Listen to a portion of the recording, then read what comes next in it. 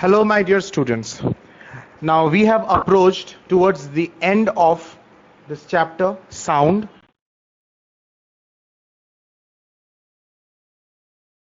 The topics that will be covered in this video are infrasonic, sonic, and ultrasonic frequencies. Okay, so let us start with our topic. Take your pen and start taking the notes. Give the heading audible range of frequencies. Audible range of frequencies for human beings या फिर for humans. This is our topic. Now, audible means जिसे हम सुन सकते हैं. तो हम जो इंसान हैं वो सभी साउंड को नहीं सुन सकते हैं. हमारे आसपास बहुत सारे साउंड अभी भी हो रहे हैं, बहुत अलग अलग तरह के साउंड्स. क्या हम सभी साउंड्स को सुन पाते हैं? नहीं. अलग अलग साउंड का अलग अलग फ्रीक्वेंसी होता है. हम जानते हैं कि sound is a form of waves and waves have frequencies. तो अलग अलग साउंड का अलग अलग फ्रीक्वेंसी होता है. तो हम जो इंसान हैं हम एक पर्टिकुलर रेंज ऑफ फ्रीक्वेंसी के साउंड को ही सुन पाते हैं. 20 हर्ज से लेकर 20,000 हर्ज तक के फ्रीक्वेंसी वाले साउंड को ही हम सुन पाते हैं.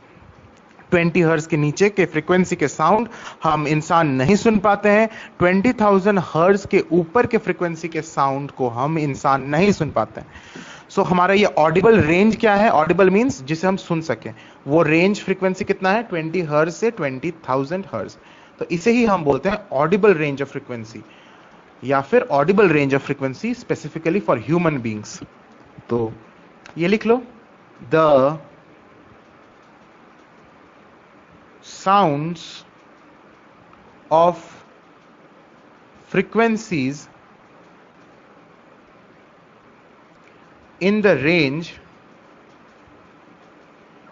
from 20 hertz to 20 kilohertz यानी 20,000 hertz fall under the audible range of frequencies for humans. ठीक है, ये रेंज हमें जाननी होती है. इसी रेंज को हम ऑडिबल रेंज भी बोलते हैं. ठीक है. अलग अलग एनिमल्स के अलग अलग होता है. जैसे बैट यानी चमगादड़ का 20 हर्ट्ज से 100 किलो हर्ट्ज, सॉरी बैट का 10 हर्ट्ज से 100 किलो हर्ट्ज होता है. कैट यानी बिल्ली का 80 हर्ट्ज से 60 किलो हर्ट्ज होता है. ये एग्जाम्स में नहीं पूछा जाएगा. The Audible range for different animals नहीं पूछा जाएगा, लेकिन फॉर ह्यूमन बींग्स एग्जाम्स में पूछा जाता है. सो ह्यूमन बींग्स, हम इंसानों का ऑडिबल रेंज कितना है? 20 हर्ट्ज से 20,000 हर्ट्ज. ठीक है. Next topic is infrasonic sound, जिसे सिर्फ इंफ्रासोनिक भी बोलते हैं या इंफ्रासोनिक वेव बोलते हैं. ये कैसा वेव है? ये कैसा साउंड वेव है? उन सभी साउंड वेव्स जिनका फ्रीक्वेंसी 20 हर्ट्ज से नीचे है. यानी 20 हर्ट्ज के नीचे का साउंड वेव तो हम इंसान सुन नहीं पाते हैं. तो 20 हर्ट्ज के नीचे के साउंड वेव्स को हम इंफ्रासोनिक साउंड वेव्स बोलते हैं. देखो, the sound of frequency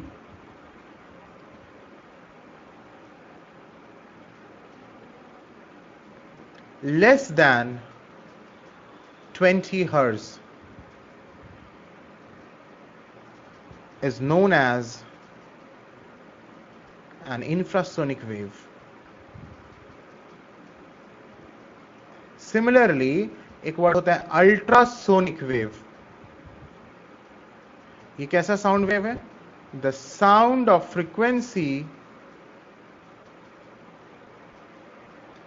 more than 20,000 hertz is known as ultrasonic waves. 20,000 hertz से ऊपर का साउंड वेव्स भी हम नहीं सुन पाते. उन साउंड वेव्स को हम अल्ट्रासोनिक वेव्स बोलते हैं और बिलो 20 हर्ट्ज को हम इंफ्रासोनिक साउंड वेव्स बोलते हैं. हो गया. चलो आगे बढ़ते हैं.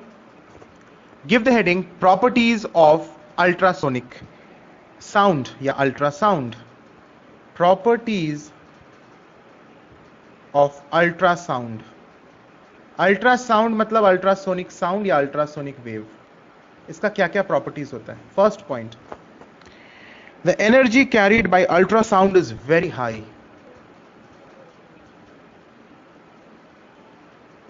The energy carried by ultrasound is very high.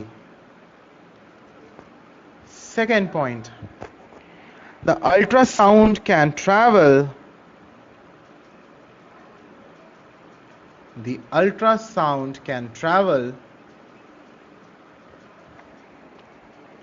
along a well-defined straight path,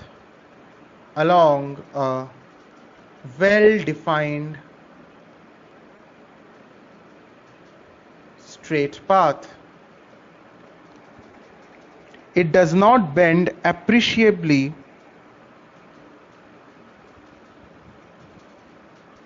मैं सभी एक्सप्लेन करूंगा, अभी लिख लो। It does not bend appreciably at the edges of an obstacle.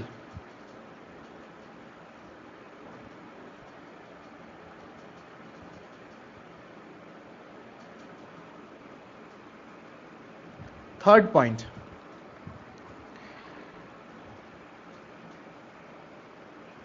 the ultrasound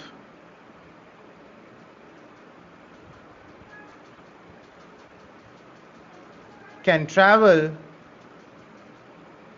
long distances without getting attenuated. यानी क्या बोल रहा है? Now let us understand. First point is telling that ultrasound carries a high energy, बहुत ज्यादा energy लेके ये ultrasound proceed करते हैं। सबसे पहला ये प्रॉपर्टी होता है। दूसरा प्रॉपर्टी होता है कि अल्ट्रासाउंड सीधा वेल डिफाइंड स्ट्रेट पाथ में मूव कर सकता है। वो अपना पाथ से डेविएट नहीं होता है, वो सीधा स्ट्रेट ट्रैवल कर सकता है। ठीक है, और अगर वो कहीं टकराया भी किसी ऑब्स्टिकल में एज पर, तो भी वो बेंड नहीं करता है। अगर करता भी है तो नेग्लिजिबल बेंड करता है, एप्रिशिएबली बेंड नहीं करता है। नेग्लिजिबल मतलब बहुत ही माइन्यूटली बेंड करेगा, एप्रिशिएबली बेंड नहीं करता है, मतलब रिमार्केबल बेंडिंग नहीं होता है, काफी ज्यादा बेंडिंग नहीं होता है। इसलिए क्या लिखा हुआ है? It does not bend appreciably, बहुत ज्यादा बेंडिंग नहीं होता है। वो अगर स्ट्रेट जा रहा है, मान लो किसी ऑब्स्टिकल के एज से टकराया, तो वो इतना ज्यादा बेंड नहीं हो जाएगा, वो हल्का सा बेंड होते हुए ही जाएगा। तो ये लगभग हम कह सकते हैं कि बिल्कुल ही कम बेंडिंग है, नेग्लिजिबल बेंडिंग है, ये स्ट्रेट ही जा रहा है ऑलमोस्ट। तो ये एक प्रॉपर्टी है। तीसरा प्रॉपर्टी अल्ट्रासाउंड का है कि ये काफी लॉन्ग डिस्टेंस ट्रैवल कर सकता है बिना अपना एनर्जी को लॉस किए हुए, मतलब बिना एटीन्यूएट हुए।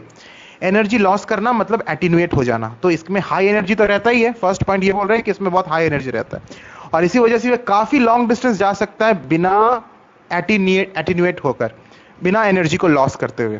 तो ये तीनों जो प्रॉपर्टीज हैं अल्ट्रासाउंड का, इसे काफी खास बनाता है, अल्ट्रासाउंड को काफी खास बनाता है, और इसका काफी ज्यादा एप्लीकेशंस है। हम ह्यूमन बींग्स भी इसे मेडिकल फील्ड में यूज करते हैं। इसे एक डिवाइस बोलते हैं सोनार, साउंड नेविगेशन एंड रेंजिंग, वहां यूज करते हैं। एनिमल्स इसे यूज करते हैं, लाइक डॉल्फिन्स, लाइक बैट्स। तो इसका यूज, इस अल्ट्रासाउंड का यूज काफी जगह है। एनिमल्स भी यूज करते हैं, ह्यूमन बींग्स भी यूज करते हैं। तो now we will study about the applications of ultrasound. ये एप्लीकेशंस इतना वास्ट क्यों है? Because of these three properties. Exams में आते हैं प्रॉपर्टीज लिखना, यही प्रॉपर्टीज को लिखना, और एप्लीकेशंस भी पूछते हैं। So let us start with applications of ultrasound, यानी uses of ultrasound. Okay, now so write down applications of ultrasound. सबसे पहला हम बैट्स कैसे यूज करते हैं वो हम लिखेंगे। नंबर 1, बैट्स मीन्स चमगादड़। Bats avoid obstacles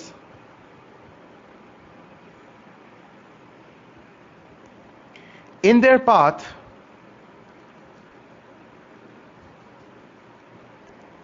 by producing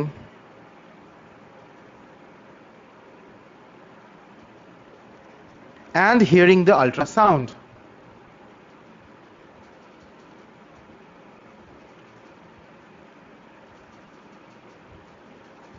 They produce ultrasound which returns after striking. They produce ultrasound which returns after striking an obstacle in their way.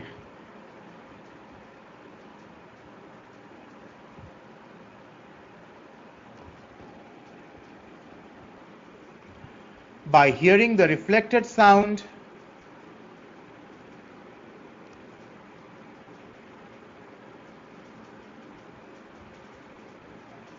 they can judge the direction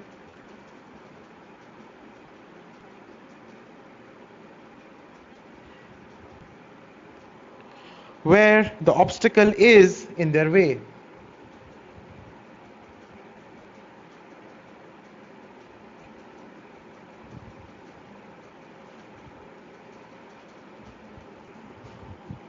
And from the time interval,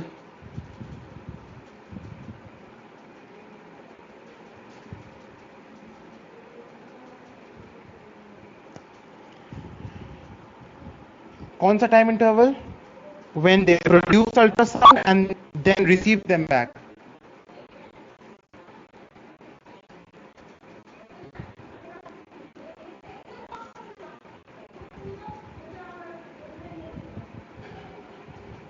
When they produce ultrasound and hear them back या फिर receive them back, ये जो time interval, they can judge the distance of the obstacle.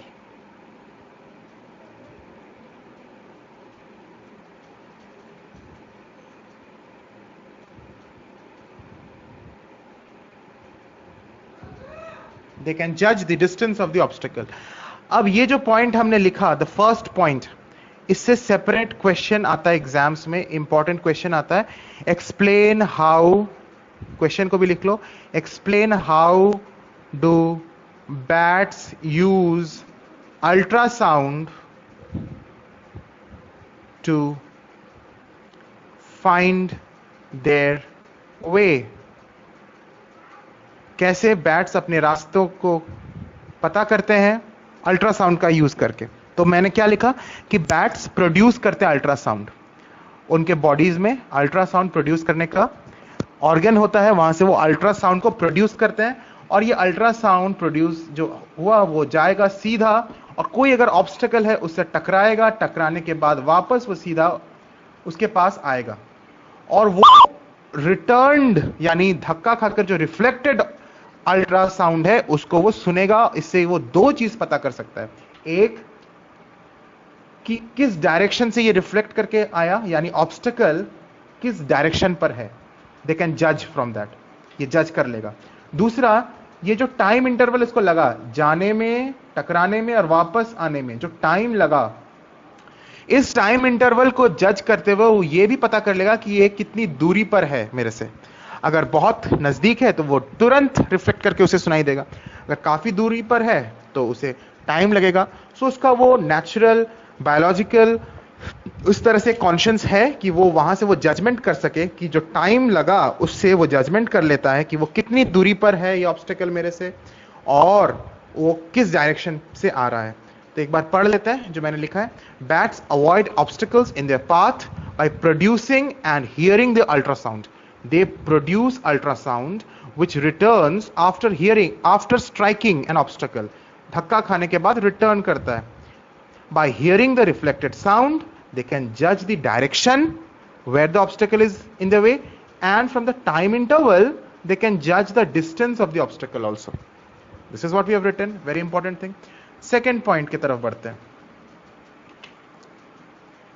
second point मैंने जो बताया था, सोनार बोल के एक डिवाइस है, वहां यूज होता है. Let us write down very important point. In sonar, जिसे बोला जाता है sound navigation and ranging, sound navigation ranging, ये एक इंस्ट्रूमेंट है, एक मैकेनिज्म है। इसे हम लोग क्या करते हैं? To detect and find the distance of objects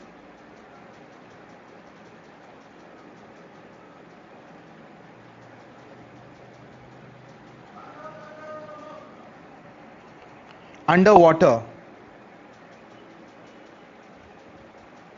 ultrasound is used. ये सोनार क्या है? एक डिवाइस के फॉर्म में मिलता है जहां से अल्ट्रासाउंड ट्रांसमिट भी होता है और रिसीवर भी रहता है। Ultrasound transmitter and receiver both are present in this sonar device. तो ये कहां इंस्टॉल्ड रहता है? ये इंस्टॉल्ड रहता है कई बार शिप्स में इंस्टॉल्ड रहता है, सबमरीन्स में इंस्टॉल्ड रहता है। फॉर एग्जाम्पल कि सबमरीन है, this is a submarine under water and submarine में यहां पर सोनार डिवाइस है, तो यहां से उसने अल्ट्रासाउंड को ट्रांसमिट किया। यह अल्ट्रासाउंड पानी के अंदर स्ट्रेट प्रोपगेट होगा और मान लो कोई एनिमी शिप है काफी दूर पर, वहां से टकराएगा, फिर वापस ये अपने रिसीवर पर आके रिसीव करेगा। रिसीवर पर कौन सा रिसीव होगा? The reflected ultrasound. मैं पहले ही बताया था कि ये काफी लॉन्ग डिस्टेंस ट्रैवल कर सकता है स्ट्रेट लाइन में, क्योंकि इसमें हाई एनर्जी होता है, तो ये एटीन्यूएट नहीं करेगा। ये काफी दूर में भी अगर कोई एनिमी सबमरीन है या कोई भी ऑब्स्टेकल है, उससे टकरा कर ये वापस आएगा। तो ये ट्रांसमीटर और रिसीवर दोनों ही इंस्टॉल्ड है सोनार पे। इससे क्या कैलकुलेट किया जा सकता है कि जितना टाइम लगा उस टाइम इंटरवल के अनुसार हम ये कैलकुलेट कर सकते हैं कि कितनी डिस्टेंस पर ये ऑब्स्टेकल या एनिमी शिप है। टाइम हमें पता चल गया कितना टाइम लगा, स्पीड अल्ट्रासाउंड का हमें पता रहता है, तो टाइम और स्पीड का फॉर्मूला से हम डिस्टेंस निकाल सकते हैं, distance is speed into time. तो इसी तरह से हम डिस्टेंस को कैलकुलेट किया जा सकता है, डायरेक्शन को भी कैलकुलेट किया जा सकता है, बिल्कुल सेम तरीके से जिस तरह से बैट्स जज करते हैं। तो ये सोनार डिवाइस में यूज होता है। सेम थिंग फिशरमैन भी यूज करते हैं। आजकल फिशरमैन जो मछली पकड़ते हैं, they have a hand held Sonar. What did I से? हैंड हेल्ड सोनार मींस हाथ में they can catch that Sonar device, और उससे वो अल्ट्रासाउंड को पानी के अंदर एमिट करते हैं।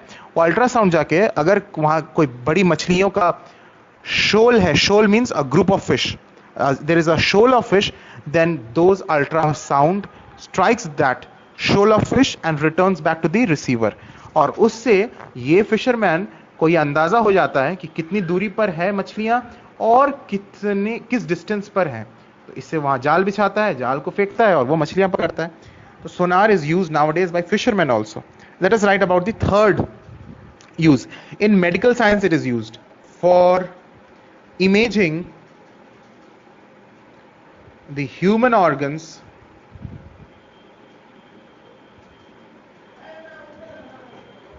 ultrasound is widely used.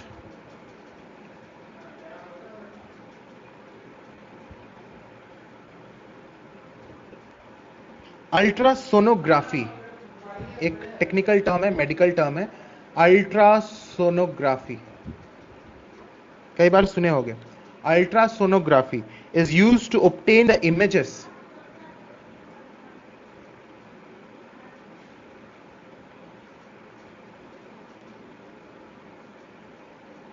of patients' organs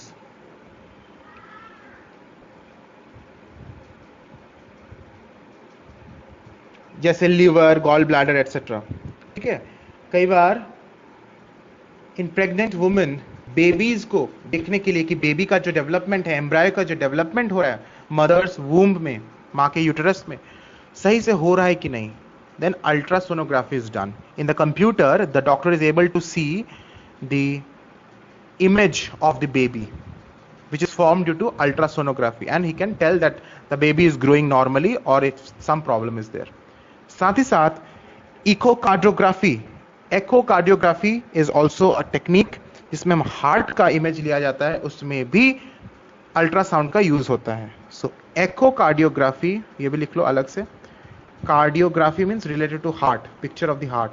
Echocardiography is used to obtain the image of the heart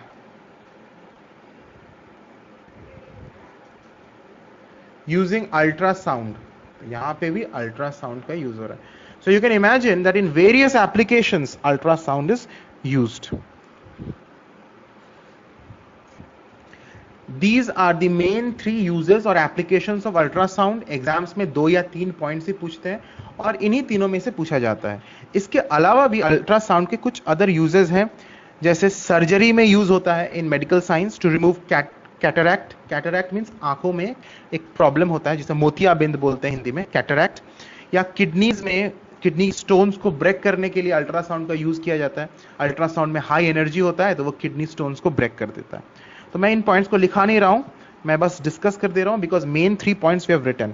इसके अलावा ultrasound is used for cleaning minute objects such as parts of watches, electronic components etcetera. छोटे छोटे minute objects को clean करने के लिए ultrasound का use होता है. अल्ट्रासाउंड को हम माइन्यूट ऑब्जेक्ट्स में गिराते हैं, वो हाई फ्रीक्वेंसी साउंड होते हैं, तो वो डस्ट पार्टिकल्स को रिमूव कर देते हैं माइन्यूट पार्टिकल से.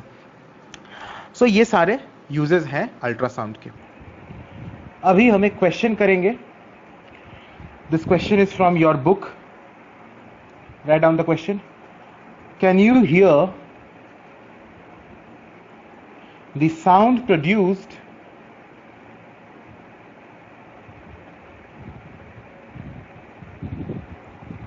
Due to vibrations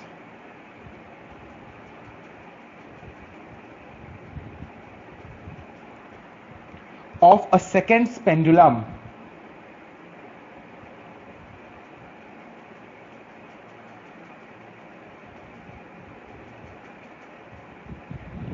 give reason. ये काफी इंपॉर्टेंट क्वेश्चन है, तुम्हारे बुक से भी है, ठीक है, लेकिन बहुत इजी भी है एट द सेम टाइम. अब हमें पूछा गया है कि क्या आप सेकेंड्स पेंडुलम के द्वारा जो वाइब्रेशन प्रोड्यूस होता है उस वाइब्रेशन को सुन सकते हो कि नहीं, यानी इंसान सुन सकता है कि नहीं. तो सेकेंड्स पेंडुलम क्या होता है? You must have heard this term in the first chapter. First chapter में हम सेकेंड्स पेंडुलम के बारे में पढ़े हैं. सेकेंड्स पेंडुलम यानी ऐसा पेंडुलम जिसका टाइम पीरियड 2 सेकेंड्स होता है. टाइम पीरियड कितना होता है? 2 seconds. Seconds pendulum is a pendulum whose time period यानी capital T is equal to 2 सेकेंड्स. तो हमें T का वैल्यू पता है 2 सेकेंड्स. ये फिक्स्ड है. सेकेंड पेंडुलम का टाइम पीरियड 2 सेकेंड्स ही होता है. तो इसका फ्रीक्वेंसी निकाल लेते हैं. Frequency is 1/T, so 1/2 hertz यानी 0.5 हर्ट्ज. क्या इंसान 0.5 हर्ट्ज साउंड को सुन पाता है? The answer is no, because we can only hear from 20 hertz to 20,000 hertz frequency. तो this we can not hear. So इसका आंसर आएगा no, we cannot hear this sound. इसका रीजन लिखना होगा, तो अलग से हमें नीचे हेडिंग देना होगा रीजन, और रीजन लिखेंगे the frequency of sound produced, the frequency of sound produced is 0.5 hertz, which is much below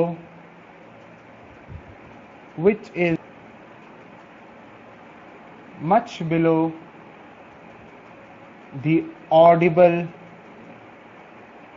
range of frequency. ठीक है, यानी ये इंफ्रासोनिक साउंड है. 20,000 हर्ट्ज के 20 हर्ट्ज के नीचे का फ्रीक्वेंसी का साउंड है, तो ये हम सुन नहीं सकते. इसके बाद हम आते हैं last topic for this chapter, which is ultrasonic sound and supersonic. So 2 words है, 2 अलग अलग वर्ड्स है. क्या वर्ड्स मैंने बोला? एक मैंने बोला अल्ट्रासोनिक, ठीक है, अल्ट्रासोनिक वेव्स. दूसरा मैंने बोला supersonic. Both are not same things. ये तुम्हारे बुक में है, last topic for this chapter. You can see this is also quite frequently asked. तो अल्ट्रासोनिक क्या होता है ये तो हमें पता है. सो साउंड वेव्स, इसका डेफिनेशन लिख लेते हैं फिर से. The sound waves having frequency greater than 20,000 hertz, इसे हम बोलते हैं अल्ट्रासोनिक. सुपरसोनिक किसे बोलते हैं? Supersonic is used for objects that travels with a speed greater than the speed of sound in air. Greater than the speed of sound in air. यानी supersonic word हम उन ऑब्जेक्ट्स के लिए बोलते हैं जिनका स्पीड, जिन ऑब्जेक्ट्स का speed sound के स्पीड से ज्यादा होता है. एयर में साउंड का जो स्पीड है विच इज 330 मीटर पर सेकेंड, ये है the speed of sound in air. अगर 330 मीटर पर सेकेंड के स्पीड से ज्यादा के स्पीड से कोई ऑब्जेक्ट ट्रैवल करता है तब हम बोलेंगे that object is supersonic object. For example the jet fighter planes, उनका जो स्पीड होता है, इनका एग्जाम्पल लिख लेते हैं, द कॉनकॉर्ड जेट प्लेन्स या फाइटर प्लेन्स, इनका जो स्पीड होता है इन प्लेन्स का speed is greater than the speed of sound in air, which is that means which is greater than 330 meter per second. So इसको हम बोलते हैं supersonic. So it is very different from ultrasonic and both are two different terms. Okay, so with this we come to the end of this chapter. Thanks for watching this course. God bless you all.